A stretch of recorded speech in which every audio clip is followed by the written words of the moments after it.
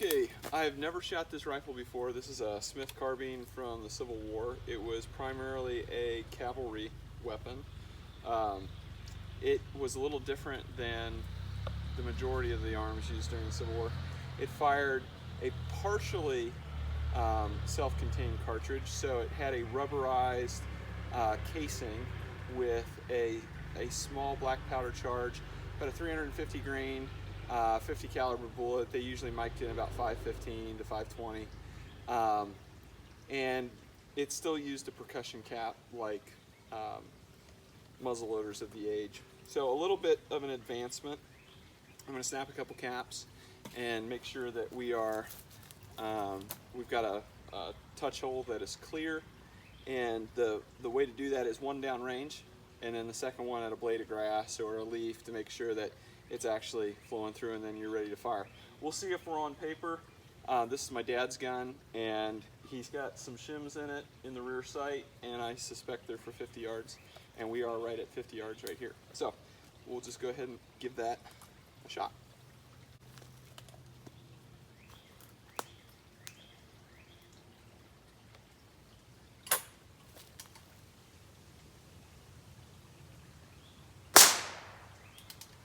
First one down range, that's for safety, even though you can see through a breech loader.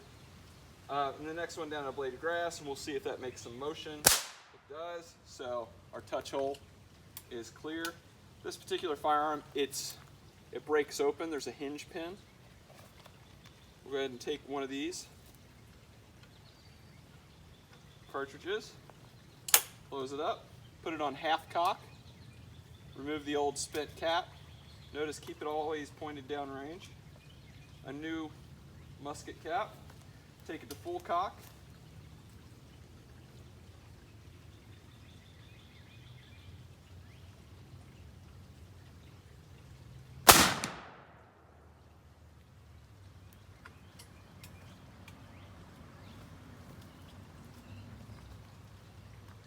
Let's go see how we did. You couldn't ask for a more beautiful day to do a little shooting.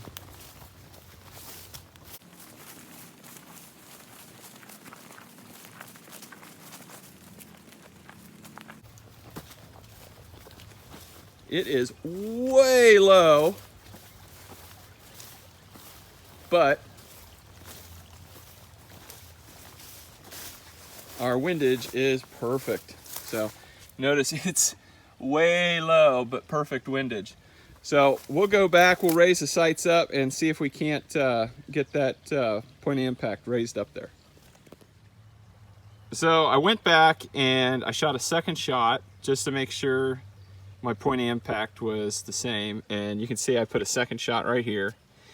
And then, without changing anything, I got 3 shots right here. I didn't change any sights, so I don't know if maybe the bore just wasn't seasoned, or there was a little bit of variance in you know, the loads that I put together. I just threw this load together with 28 grains of 3F black powder, about well, a small amount of filler, and then seeded the bullet on top. The lube, the bullets are really old, so I don't know if there's some inconsistency there, but I can't really explain why the point of impact shifted from here to here. Now up here, that's a different story. I flipped up the rear leaf and just eyeballed adjusting the sights, and you can see here the first shot hit the target frame. That was visible downrange, and so I adjusted it down and got back on paper here, but you can tell the windage between the flip up leaf and the standard sight is off by, you know, probably what, about 3 or 4 inches here. So I'll go back to shooting just the standard sight, even though it's not you know, zeroed. I'll have to get a taller shim to get it on you know, on bull.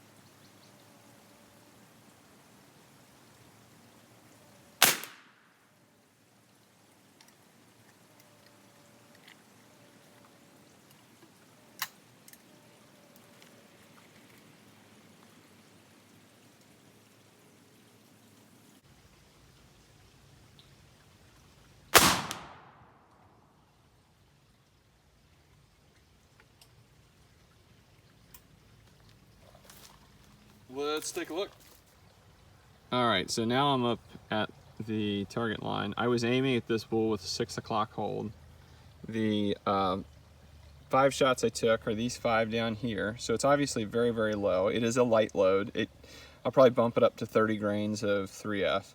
That should raise the elevation, but I will need to adjust the sights. What's really bizarre is there was the last 3-shot group, and I flipped the sights up, pulled them back down, put this is called a shim. So this is a precision shim to adjust the height of the rear sight. And it should return to that 0, and it did not. It actually, not only the point of impact lowered, but it moved to the right. Those two, maybe I pulled them. A couple of them felt like they were a little slow ignition, and I'm not actually removing there's a little piece of surgical paper that if you punch the hole right through the center of that, you'll see where the ignition, the primer blast goes through there. I'm not knocking that out, and I think it's resulting in a little bit of delayed ignition and slower combustion. So a couple of those may have been a little bit delayed, and maybe I moved a little bit, jerked. But it doesn't explain that point of impact shift.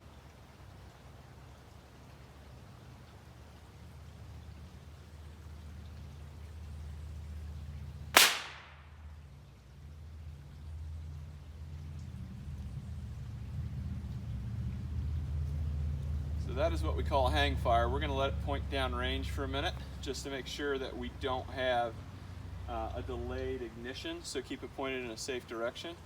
We also don't want to open this up immediately and end up with a situation where, you know, we have a blast in our face. So when we do open it up, we're going to make sure that our face is away from it so that the blast can move down the barrel, out the barrel, and out the breech and away from me. So we'll just give it a minute here.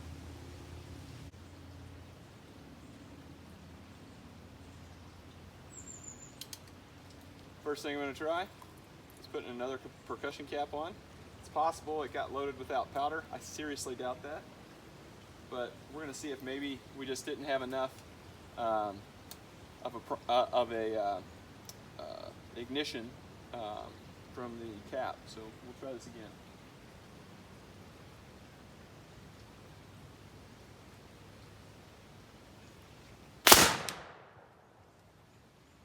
Significant delay in ignition. There was a noticeable percussion cap sound followed by the bullet, or the main charge. So we're going to go ahead and fire another one, see what happens. I fired quite a few rounds here without cleaning, and that could be playing a role. I also have a mixed bag of old caps that have not been in a hermetically sealed container. So that could be part of it too.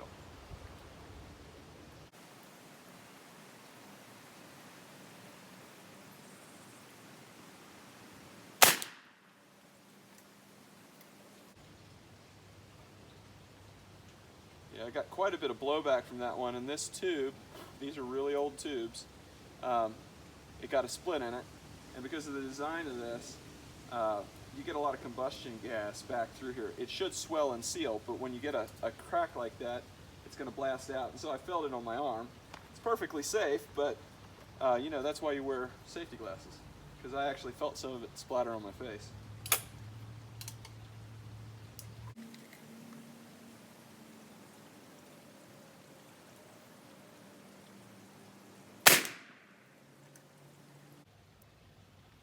All right, so the movement of that shim really didn't change much of anything in terms of elevation. I'm going to have to go back and get some different shims. I'm also going to have to do some sight adjustment. Those are in a dovetail groove, so I'll have to tap them and get the windage adjusted. I'm also going to increase the powder charge, which, believe it or not, can actually change windage based upon barrel harmonics, and which I can get into at some point. But here and here, those were two of the last shots. This shot, and this shot were the last volley. And this round right here, that was that first hang fire. So that explains why it was low. It just was poor combustion. And but these other two are right in there with air. So I can't explain right now why we progressively shifted downwards, but it seems like every time I moved the sights, my point of impact was changing, even though it should have been coming back to 0. So I've got to do some work on those sights to figure out why they're coming back inconsistent.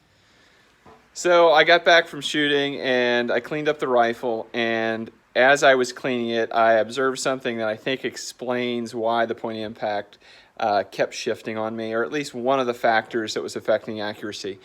As I cleaned it and I was running a patch down the bore, in the last 2 inches, 2 to 3 inches of the muzzle, and really heavily right at the end of the muzzle, I discovered it was getting really tight. And as I cleaned or pulled out those patches, and as I cleaned it, I discovered that I was actually seeing